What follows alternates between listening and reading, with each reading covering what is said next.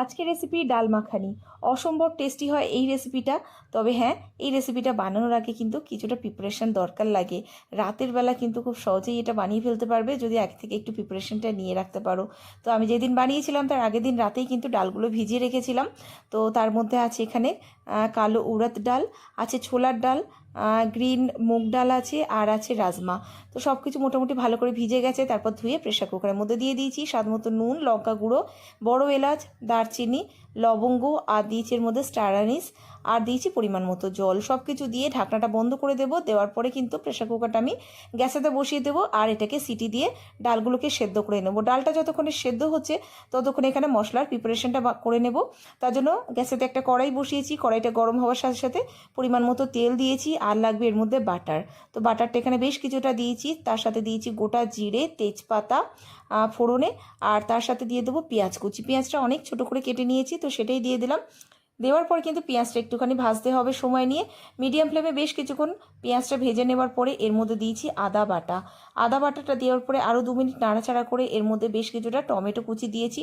টমেটোটাকেও কিন্তু আমি খুব ছোট করে কেটে নিয়েছি। তো টমেটোটা দেওয়ার পরেও কিন্তু বেশ কিছুক্ষণ নাড়াচাড়া করেছি। টমেটোটা দেখতেই পাচ্ছ গলে গেছে। এরপর শুকনো মশলা দেবো, যার মধ্যে ধনে গুঁড়ো আছে, জিরে গুঁড়ো, এদিকে আছে হলুদ, আর আছে এখানে গরম মশলা গুঁড়ো। তার সাথে দিয়ে দেবো একটু চিনি। আর এইবার এই সব মশলাগুলো কিন্তু একটুখানি নাড়াচাড়া করে মানে ভেজে নেব। তো ব্যাস, ততক্ষণে কিন্তু এদিকে ডালটাও সেদ্ধ হয়ে গেছে, প্রেশারটা রিলিজ হয়ে গেছে। এবার দেখো ঢাকনাটা খুলে তোমাদের দেখাচ্ছি, একেবারে কিন্তু ডালটা সেদ্ধ হয়ে গেছে। তো আমি এদিকে মশলাটা কিন্তু কষানো হয়ে গেছে। এরপরে এই ডালটাই আমি দেবো। তো কিছুটা জল আমি প্রথমে ঢেলে রেখে দিয়েছি। দেওয়ার পরে এই ডালটা অল্প একটু জল সমেত আমি প্রথমে ঢেলে দিলাম কড়াইতে। দেওয়ার পরে এইভাবে চামচ দিয়ে কিন্তু একটু ভালো করে মিশিয়ে নিতে হবে। তো দেখো ভালো করে মেশানো হয়ে গেছে। এরপরে যে জলটা আগে থেকেই তুলে রেখেছিলাম, মানে ডাল সেদ্ধ জলটা, সেটা কিন্তু এইবার আমি অ্যাড করে দিলাম। তো দেওয়ার পরে এবারে আবারও একবার আমি নাড়াচাড়া করে ভালো করে মিশিয়ে নেওয়ার পরে এটার মধ্যে বেশ কয়েকটা আরও জিনিস আমি অ্যাড করব, যার মধ্যে আমি প্রথমেই দিয়ে দিচ্ছি এখানে আরও একটু বাটারের পরিমাণটা একটু কিন্তু এই রান্নাটাতে বেশি লাগবে।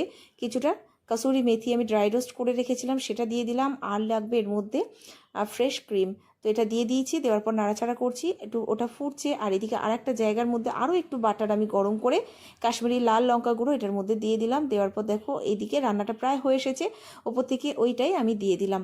তো বাটারের মধ্যে যে কাশ্মীরি লাল লঙ্কা গুঁড়োটা দিয়েছিলাম, আরও বেশ কিছুটা ফ্রেশ ক্রিম দিয়ে দিয়েছি। দেওয়ার পরে কিন্তু এটাকে জাস্ট মিশিয়ে নিলেই আজকের রেসিপিটা তৈরি। খুব সহজ রেসিপি, কিন্তু খেতে অসাধারণ হয়। অবশ্যই একবার ট্রাই করো। রেসিপিগুলো কেমন লাগছে জানিও, আর যদি ভালো লাগে অবশ্যই কিন্তু সঙ্গে থেকে, কারণ এই ধরনের অনেক রেসিপি কিন্তু তোমরা আমার ইউটিউব চ্যানেল আর ফেসবুক পেজে পেয়ে যাবে। দেখে নিও, ভালো লাগলে পাশে থেকো।